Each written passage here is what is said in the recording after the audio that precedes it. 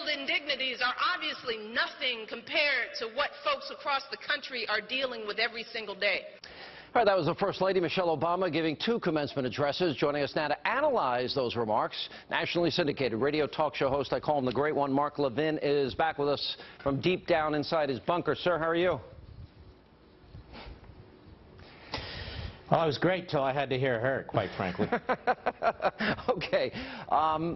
I listened to the speech in full, and I'm thinking, all right, you're the First Lady of the United States. Your husband's the president, in spite of his, quote, funny name, to use her words.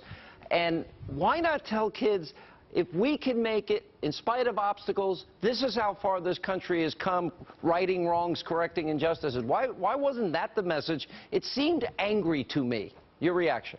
Rather than this dime store Marxist claptrap, rather than trashing the American people and the American system on Memorial Day, when men and women gave their lives throughout our history so that she and her husband and all of us could live in freedom, why didn't she give a speech about the American Revolution and the great men who stood up and created this country and established this system of government?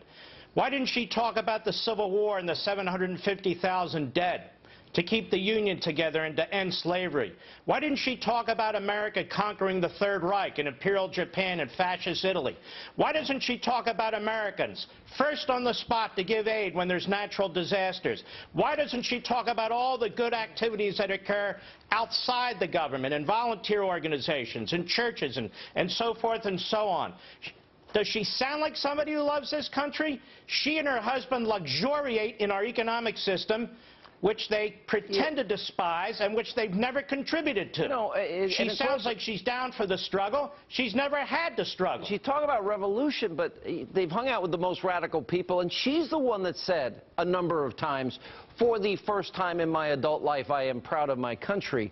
I don't think people are questioning the love of her country. I'm questioning somebody that for the first time, she's never appreciated any of the things that you have mentioned, all the people that have sacrificed their lives, all the blood that has been shed in the name of liberty and freedom that allowed them to rise to the highest position in the world.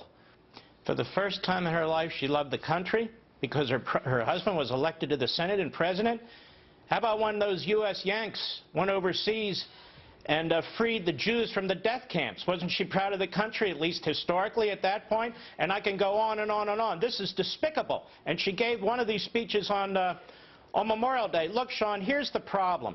The fact is, she is the status quo. The fact is, her husband's the status quo. The fact is, big government's the status quo. The fact is, every major city in this country is the status quo. And they're all controlled by leftists and big government types. So food stamps have exploded. The welfare ranks have exploded. Employment opportunities have shrunk. I mean, what is she revolting against? The people who are revolting are the people who are doing this to us. Then let me move forward to the 2016 race. We see all the scandals that Hillary is involved in, all the quid pro quo, all the questionable ethics. It's all back again because she's now apparently their anointed one.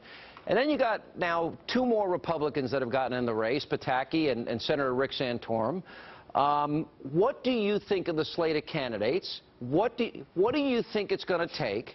If you agree with my analysis, we start out 47-47, and it's hard to win New York if you're a Republican, New Jersey if you're a Republican, Pennsylvania, California, Oregon, Washington if you're a Republican, Minnesota, Michigan, or Wisconsin. You have to run the table. What does that Republican candidate need to win in Mark Levin's view? Well, the guy who ran the table was the most conservative Republican nominated for president in modern American history, maybe in history, period. That's what we need to do. I'm not happy with all these candidates. There's just too damn many of them. But that said, I can't control that, neither can anybody else. But I do think we conservatives are going to have to rally behind 1 or 2 or 3 relatively quickly, or the rhinos are going to pick us off, as they did with McCain and Romney, and they hope to do with Jeb Bush, among others. Now, on the Democrat side, this is an amazing thing to me. I don't know how Hillary Clinton hasn't at least served some time in prison, given her background and what she's done. Now they've sent up this front group to launder money through, so the sources of the money wouldn't be known, that Bill Clinton receives. I mean, there's so much graft and corruption and sleaze in this family and what they do, and yet apparently that's the definition of the Democrat Party. She is right now I mean, unless you take the goofball from Vermont, she's right now is the only so-called serious candidate the Democrats have. Yeah. Last question. If you were running against Hillary, they've gotten away with so much in the past. Do you focus on the scandals, or do you focus on how to get 93 million Americans back in the labor force, 50 million Americans off food stamps and out of poverty? Do you focus on the debt, the deficit? Do you focus on securing the borders? Do you focus on energy? You know, you got to have a positive agenda. You got to tell people how you're going to get them back to work. You got to tell them how you're going to stop robbing our kids, right?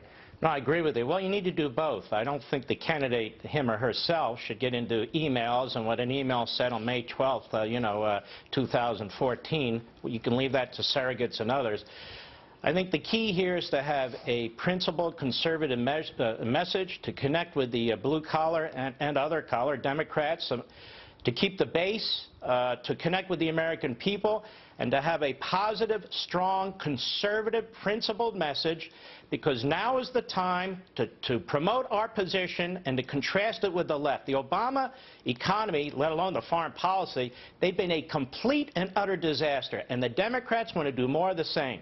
Tax, debt, illegal immigration, kill the currency, leave our allies on their own, stand back and watch genocide. I mean, this is a record. If we can't win this time around, I don't think we're ever going to win. All right, the great one, Mark Levin. Good to